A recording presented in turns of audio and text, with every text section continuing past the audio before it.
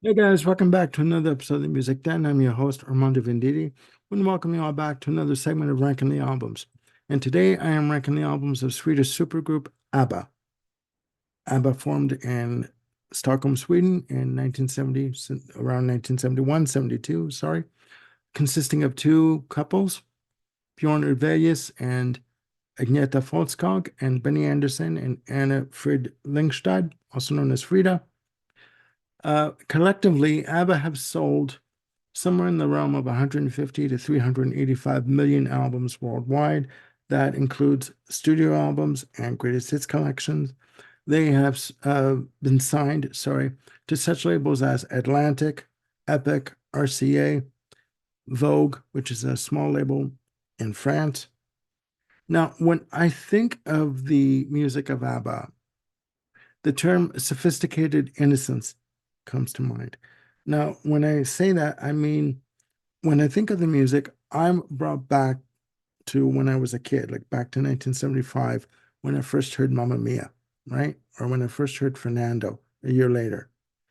But when you look at the production and the arrangements and um, the vocal versatility of both Agneta being a soprano and Annifrid, Frida, being a mezzo-soprano, and the way their vocals basically wrapped around one another and how they could do layers and layers of these vocals.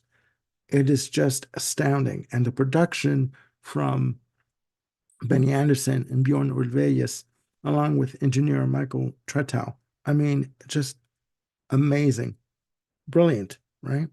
So what I've done is I have taken all nine of ABBA's albums, and yes, that's right, they've only released nine albums during their lifespan, and their most recent album, Voyage, is their last because Agneta Folkskog has announced about a month after the album came out that they have officially broken up and they will not be recording any more music together. So again, I've taken all of nine of their albums and I put them in a list. So here we go. Coming in at number 9 is Voyage.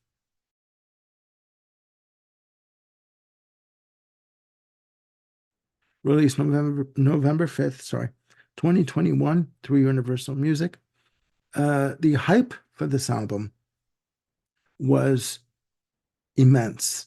You know, the first album that ABBA really recorded and released in 40 years, the previous being The Visitors from November of 1981. Just amazing the amount of hype and publicity that went into this machine for this release. And the fact that they had announced that they were going to be doing an avatar tour using avatar uh, images on screen, etc.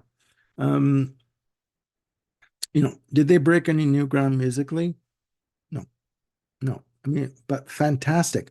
Vocally, Frida and Agneta have not lost anything in terms of their vocal ranges. Featuring the lead single, I Still Have Faith in You, lead vocal by Frida, just amazing. Fantastic harmony vocals, great production from Benny and Bjorny, sorry. Other songs of note are Just a Notion, which started off as a demo of a song from 1977-78.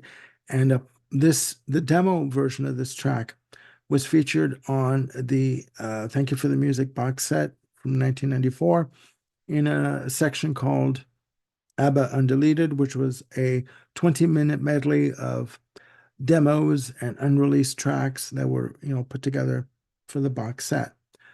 Other songs of note are Little Things. Good album. Again, have they broken any new ground musically? No, I really don't think so. Right? But it's a good album nonetheless. And again, when you do these lists, they have to go somewhere, right? Coming in at number 8 is Ring Ring.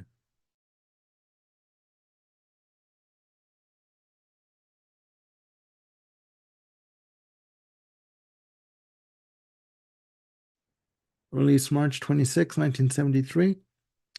ABBA's debut release, featuring the song Ring Ring title track. Nina Pretty Ballerina ends upside two, and I first heard Nina Pretty Ballerina on the 1975 Greatest Hits album. Right, good good songs. Ring Ring has, I believe, a Swedish version and the English version. The English version has lyrics written by Phil Cody and Neil Sedaka. Right, fantastic, fantastic. What they tried to do with their production was try to do, and they've always tried to do this, kind of like a Phil Spector kind of wall of sound, with layered, guitars, double tracking guitars and basses and, even drums, even with the vocals, doing layers and layers of vocals, right? Fantastic. Other songs to note on this album is He Is Your Brother, which they would do up until around 1977 on tour. Good album, but I mean, what what kind of gets it for me is their lyrics on the earlier albums very simplistic, and Bjorn Ulvaeus will say the same thing.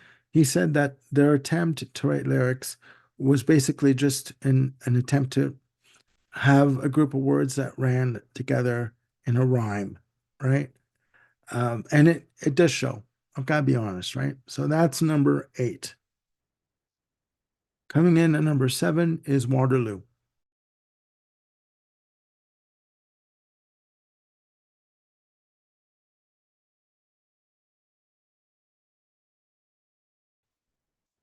Released March 4th of 1974, ABBA sophomore release. Waterloo title track, fantastic. This song won them the Eurovision Song Contest in 1974. And if you saw the footage of them doing it at the competition, you saw the conductor dressed up like Napoleon, you know, as he was conducting the band, right? Fantastic track, right? Hit single for them. Other songs of note are Dance While the Music Still Goes On. Beautiful song, a very heartfelt, emotional track. Beautiful, heartfelt vocal from Agneta and Bjorn. And to me, again, it's another example of the Phil Spector sound where they build up on the guitars and the bass and the drums. And it's basically talking about a love affair, a relationship that's come to an end, right? And he's telling her, just have a good memory of me. Don't think badly of me because it's over, right? Fantastic. Fantastic. Other songs of note are Honey Honey, which was a single for the band. Great album, right? Great album. They were on their way, right? They had momentum going here. Coming in at number 6 is ABBA self-titled.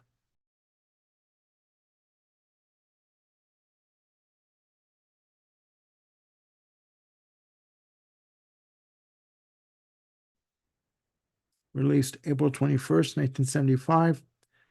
This was where the floodgates opened for the band.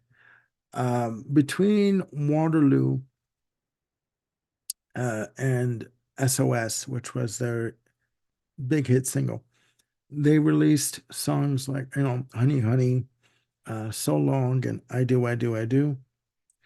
And they were minor hits. But when they released SOS, which is featured on this album, the floodgates opened. And it was a chart, chart topping hit.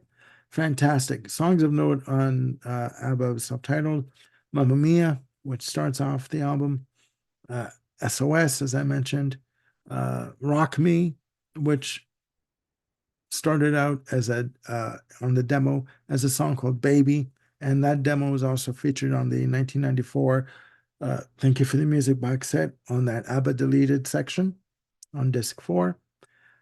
Fantastic. When Bjorn took over the vocals for this track, he does lead vocals.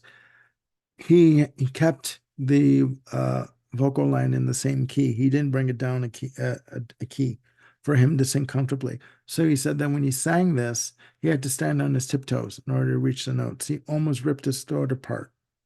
But it's a good rocking song, a good fun song. Other songs to note is the instrumental intermezzo number 1, So Long, which was another single. I Do, I Do, I Do. Fantastic, fantastic. That is the one track too that it's like a Phil Spector kind of layered vocals and layered horns, and just everything is just multi-tracked and just really thick, textured, and rich, right? Fantastic. So that's number six. Coming in at number five is the album.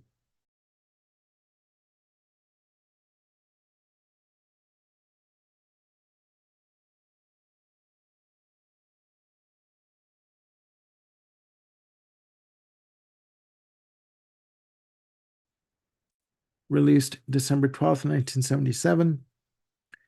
The band were building on the momentum that they had with the previous album, Arrival from 76. This album features the tracks Eagle, which starts off the album, the hit single Take a Chance on Me, which was one of my favorites as a kid, and also The Name of the Game was another, hit single from the album. The Name of the Game also has a bit of an R&B kind of rhythm to it on the bass, right? And the Name of the Game, that bass line and rhythm line was sampled by the Fugees for the Score album in 1996. Also featured on this album on side two is Hole in Your Soul, which was a concert favorite, and the three-song suite, The Girl with the Golden Hair. This was where Bjorn and Benny wanted to go into, sorry, more theatrical kind of compositions. It's a three-song suite that talks about a woman that wants to go out and, become famous and, try her luck at being famous. And she ends up thinking and understanding that it isn't all that it's cracked up to be. So it starts off with the song Thank You for the Music, which was a, hit single for them. I Wonder, Departure in brackets, where the woman is saying, should I do this? Should I go off and you know, try my luck at this? Will it work? Will I fail?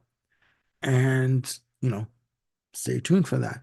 I should tell you too that in my opinion, the definitive version of I Wonder is featured on, again, the Thank You for the Music box set, CD2, which was done live in Australia, right? Annifred does a fantastic vocal on this, and the arrangement that was done live was amazing. And they did it as part of the Girl with the Golden Hair suite. Okay. Now, also featured is a track called I'm a Marionette, right? Where the woman is basically saying, I'm being pulled in all different directions, being told what to do, where to go, how to do this, how to do that. I don't have any control of what's going on. There was a fourth song that was done live called Get on the Merry-Go-Round or Get on the Carousel. Sorry. And that's a good track, right? Basically, the woman saying, I'm going crazy. I don't have any control of what's happening to me. They should have done a studio version of this track. They never did. So Get on the Carousel is featured in the movie ABBA, the movie, right? Fantastic. Fantastic. All right. As I go through my notes here, coming in at number four is Arrival.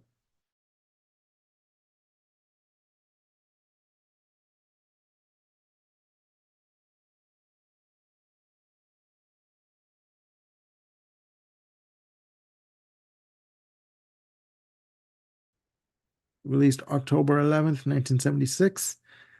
This is the album, again, building on the momentum that was gained with the self-titled from 1975, featuring the hit single, number one single, Dancing Queen. Okay. Fantastic. Okay. This was where people really started to get into ABBA, and it was a hit all over the world. Again, number one single in the US, and Anna Frid's favorite track overall. She had said that when Benny had brought home the backing track to Dancing Queen, that she thought it was so beautiful that she cried, right? It's melodic pop. It is just confection, pop confection to its ultimate. Other songs of note are the lead off track on the album, When I Kissed the Teacher, which was, I believe, a single in Australia. Arrival, which is an instrumental that ends off the album. Beautiful, beautiful. Other songs of note on Arrival are is Knowing Me, Knowing You, a heartfelt, gut-wrenching vocal delivered by both uh, Agneta and Annifred. Just like, talking about the end of a relationship for both of them, right? I think it kind of foretold what was to come for the band, right? So that's number four. Coming in at number three is Super Trooper.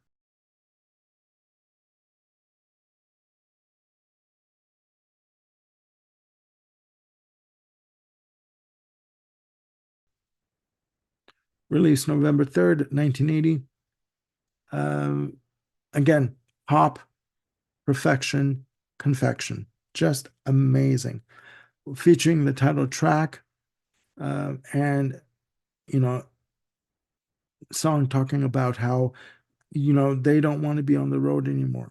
They just want to be with their loved ones, with the ones that they love, and that they want to get off the merry-go-round. They want to get off the carousel, and they want to stop doing what they're doing because it's too much for them. Other songs of note are is the pseudo disco or post disco lay all your love on me. Fantastic, right? Just amazing. Beautiful bass line, fantastic drumming, really tight, intricate arrangements, and beautiful vocal delivery from Agneta. Just beautiful. Other songs of note, sorry, are Andante Andante with Frida on lead vocals, and the poignant The Winner Takes It All, where, I think to me that this is a letter from Agneta to Bjorn saying, I know we're over. I can accept it. We're done. I know we have to move on. It is just beautiful and gut wrenching, right? The fact that they would write these messages to one another and you know, sing it to one another, but they were looking at it as being, being actors, playing a part, right? But anyways, just a fantastic album. That's number three. Coming in at number two is Voulez-vous.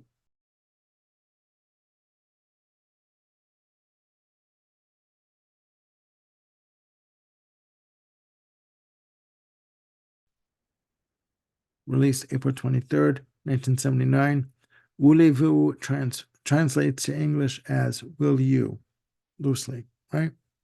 To me, this is where ABBA went disco. And this was right when disco crashed, right? Fantastic disco flavored album. Some of the tracks were recorded at Criteria Studios in Miami. Uh, Starts off with the track As Good as New with its orchestral string intro, and then it goes right into the track. And to me, As Good as New is ABBA's version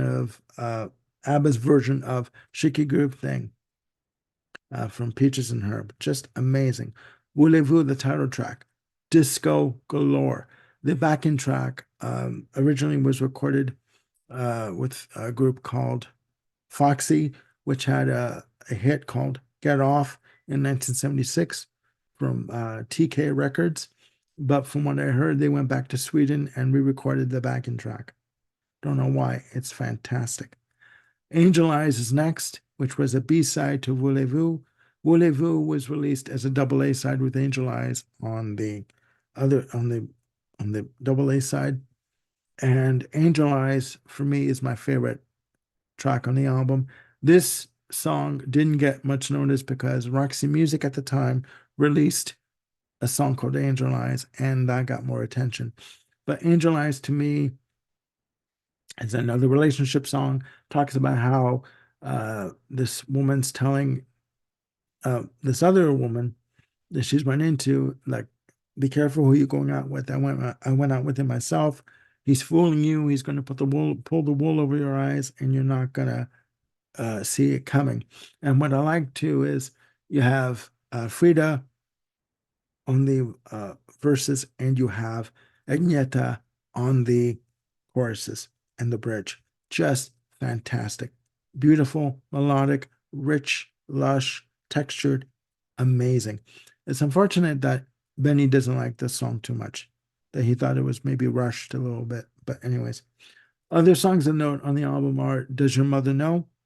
Featuring Bjorn on lead vocals. And the middle eight section of this track is also taken from another song called Dream World, which is a B-side from 77, which is also featured.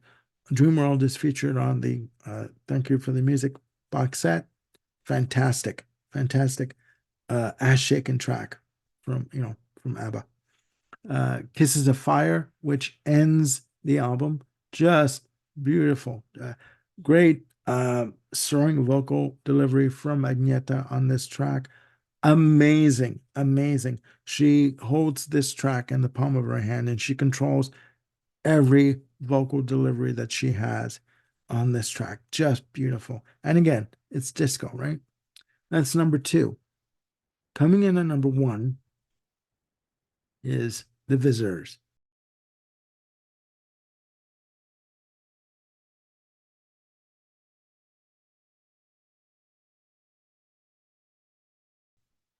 Released November 30th, 1981. This was ABBA's swan song, although at the time they didn't know it. Maybe they didn't realize it. 9 songs. This is ABBA maturing 1000%. When I first heard this album, I did not realize how brilliant it was. And its production, arrangement, the vocal delivery, the maturity on all the tracks. Starts off with the title track, The Visitors, sorry. And it's brutal. It is ominous. It is eerie with its swirling keyboard intro. And Frida does the lead vocal. And the way she said how she wanted to deliver the vocal was she wanted to imitate what a sitar sounds like. And it's just beautiful. Fantastic bounce, fantastic bass delivery, and just an ass shaker of a track. Other songs of note on the album are One of Us, which was the lead off single, which starts off side two. And when you look at the video, and it features Agneta on lead vocal, when you look at the video for this, you can tell that they're tired. Okay. You can tell that the band don't want to be around one another anymore. They just reached a point where they just couldn't do it anymore. Right? They're not even smiling in the video. If you look at the video, they don't smile whatsoever. And they can't really even look at one another, right? Doing the video. So, um, good song, good vocal, just, and it basically, the woman saying, I made a mistake. I want to come back to you. And the guy's like, no, we're not doing it. Other songs of note are I Let the Music Speak, that ends up side one, featuring Annifrid, Frida on vocals. When All Is Said and Done, another track 3 on side one, featuring Frida on lead vocals. And she's basically saying to Benny, because at this point they were divorced too. They were together for like 10 years. They married for 2 and then they divorced. So to me, this is like Frida saying to Benny, we both made mistakes. We both screwed up in the relationship. I'm to blame. You're to blame. Let's call it quits. Let's call it even. Let's not blame each other anymore, and we're done. Right? Let's just move on. And it's a beautiful track, just beautiful. But again, you can sense that the end is near. You can sense that they don't want to be together anymore. Another song that's fantastic is Slipping Through My Fingers, which talks about a mother wishing that she had time to spend with her daughter. and that she is sorry that she missed the time that she had with her child growing up, that she missed all the important stuff. However, it is Bjorn writing this song to his daughter Linda, right? With Agneta singing it. And the final track on the album is Like an Angel Passing Through My Room, which it starts off with what sounds like bird wings fluttering, right? Flying through a room. And it goes into a music box kind of arrangement, uh, where you hear the music box being wound up, and the melody comes in, and it's Annifrid on lead vocal, and you can just imagine her singing it, but she's sitting on the couch, and she's just looking at the fire in the fireplace that she has going, and she's just sort of singing it nice and quietly, but she's resigning herself to the fact that this is the end of her and the band overall, that they've come to their conclusion. And she sings it very gentle, very emotional, very emotive, very simple arrangement. You can just imagine that they knocked it out in like maybe 3 takes and they were done, right? And the song ends with the fluttering of the wings, and it just stops dead. And that's the end of the album, right? Beautiful, emotional track, gut wrenching, right? At the time, they didn't know that this was going to be the last album for 40 years. They thought that they were just going to take a break. And when they were asked about whether or not they were going to break up, they were saying, no, no, no, we're not breaking up. It's ridiculous. But they never did get back together for the 40 years. And ABBA never really officially broke up until 2021. So that's it, guys. My ranking the albums of ABBA. Please put in the comments below, down there, what your favorite albums of ABBA are in ranking order from 9 to 1. And again, no right or wrong answers, just opinions. Okay. So that's it for now. Coming up on the channel, I'm going to be doing a show with Jim Bricker on John Zorn, composer, saxophonist. We're going to be tackling it from a new music discovery episode. I'm also going to be doing an episode of New Music Discovery with Bill Schuster at some point on Concrete Blonde. Bill Schuster is a major fan of Concrete Blonde. He has all the albums. I only have one.